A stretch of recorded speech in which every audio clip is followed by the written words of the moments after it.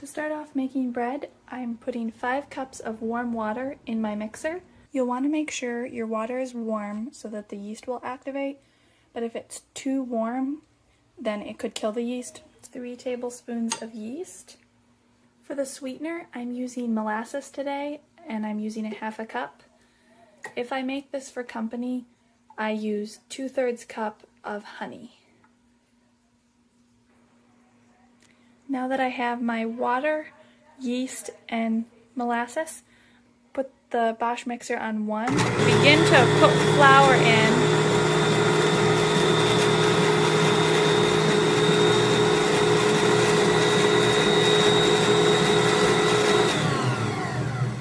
I'm just putting it in a little bit at a time, slowly adding it, and then when it starts to look like a cake batter, kind of a consistency, then I'll stop.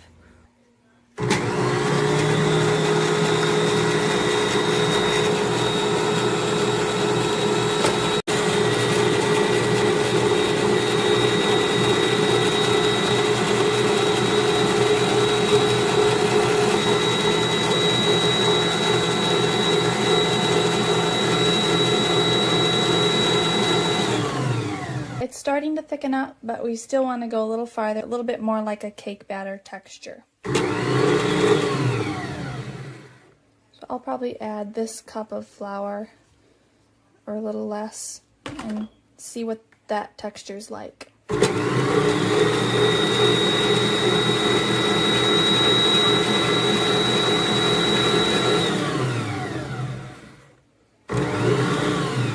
We will let it rest for 10 minutes, and when we come back it should be looking puffy, so we'll check back in 10.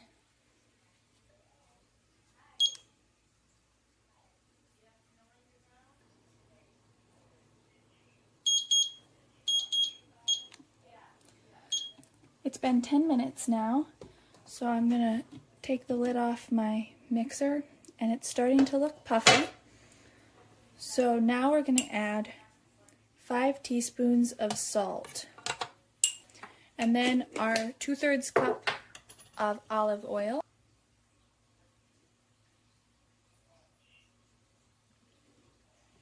After we've added our salt and oil, it's time to finish adding the rest of the flour. So I'm just going to do what I did earlier.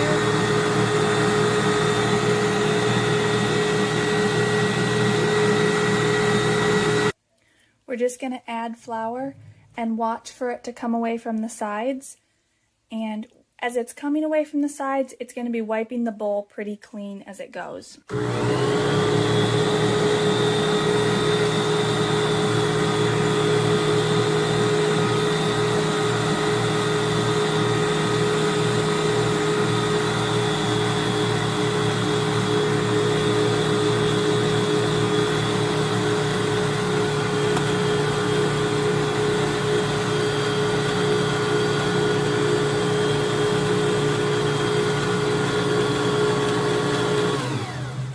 You can see it starting to thicken up here, and we're just going to keep on adding flour and waiting for it to really clean the sides of the bowl.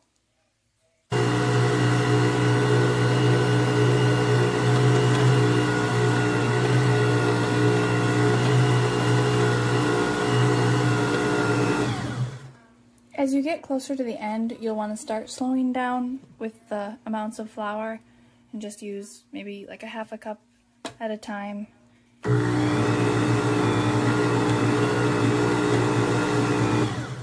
You can see it starting to wipe the bowl clean.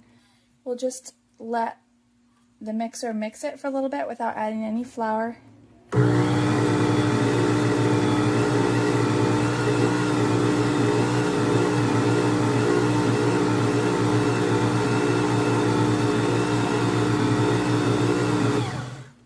And you can just test it with your finger, and it's actually kind of sticky. You can kind of see that it's almost a little too sticky. Like, we should have this, it's wet, I guess is a better word. We want it a little bit drier, but we don't want to go too much flour because then it could be tough. So I'll kind of walk you through the amount here as best I can. But you can also see, like in there, there's some dough on the side, and we're going to try to get a little bit more of that to come off. So let's add maybe another 3/4 cup of flour.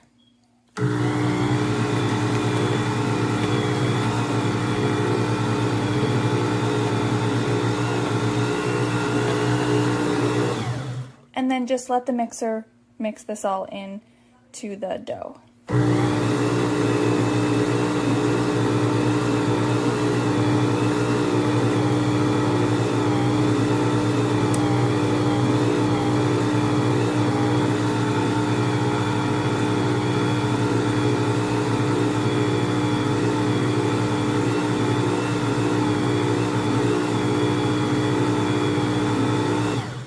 It's okay if the sides don't come perfectly clean, as you see down there.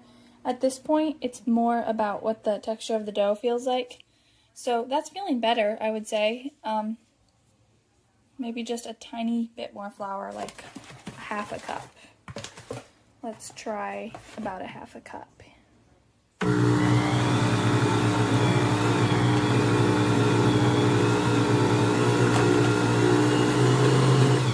And again, just let the mixer mix it in.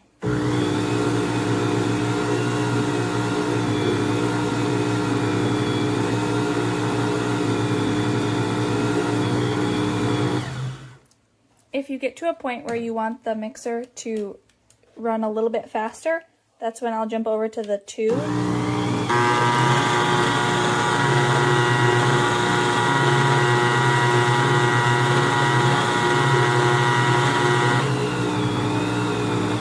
We'll go ahead and test our dough again. Alright, that is getting really close. So I like what I'm feeling, but I just want to make sure that it's mixed thoroughly, that I'm feeling the dough as a whole is at this point. So I'm just going to run the mixer just a little bit longer.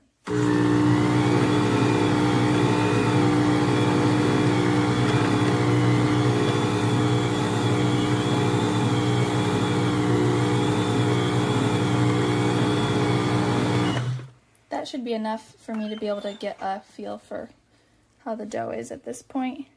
And I think that's gonna be good. You can just see how when let me rinse my finger off, and then you can just see accurately how it feels. Okay, here's a little bit more of an accurate test. I'm just touching the dough, and you don't necessarily want to go for no dough residue on your fingers at all. It's okay if you have some, but just every batch is a little bit different. And this is just feeling soft, but it's not feeling hard. It's not feeling too wet. So this is going to be good. So what we're going to do is we're just going to let this set. I'm just going to put the cover on because the dough is a little bit warm. And this is just going to rest for 10 minutes.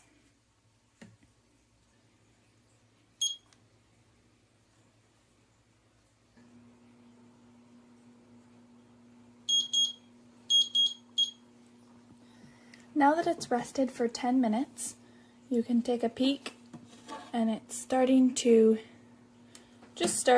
swell up a little bit and look a little different. Not too much different. Now it's time to knead it. So what we're going to do is we're just going to put the mixer on 1, and we're going to time it for 8 minutes. And we'll just slide that into the lock position and knead for 8.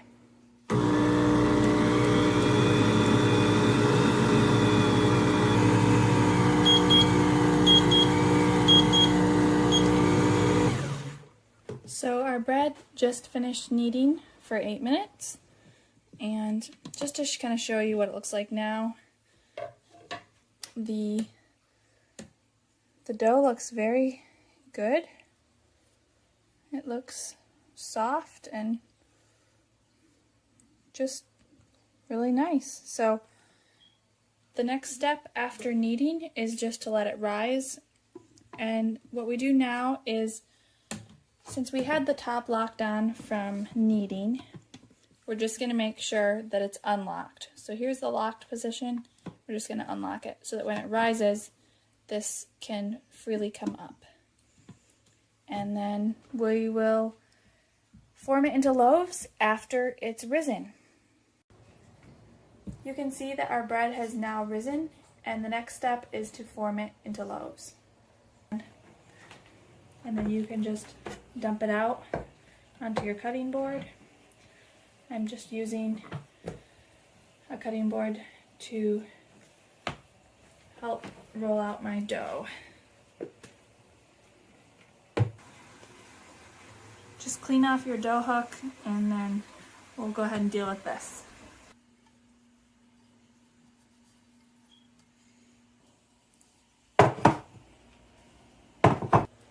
The next step is to take some dough and just kind of pinch it off. We're going to weigh this into 1.5 pounds.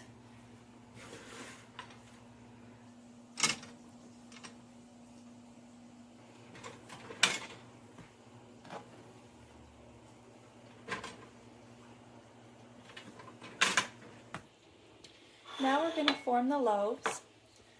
You can just grease your hands, grease the cutting board, that way it won't stick. And then we're just going to form the loaf and then drop it into our pans that we've already greased. Just flatten it out into a trapezoid shape on your cutting board and then begin to roll it. Roll it nice and tight and snug and gently, and stretch it back. And just repeat this motion so that you don't have any air bubbles and so that you have a nicely formed loaf.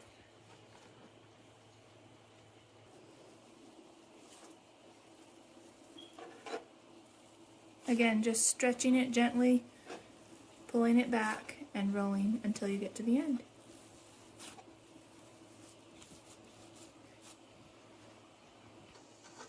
Then place that into the pan and press it down gently with the back of your hand. And that's all there is to forming the loaves. What I use under my cutting board works really well is this no-slip material. It's kind of textured. Our breads have risen, and we are going to bake them now at 350 degrees for 32 minutes.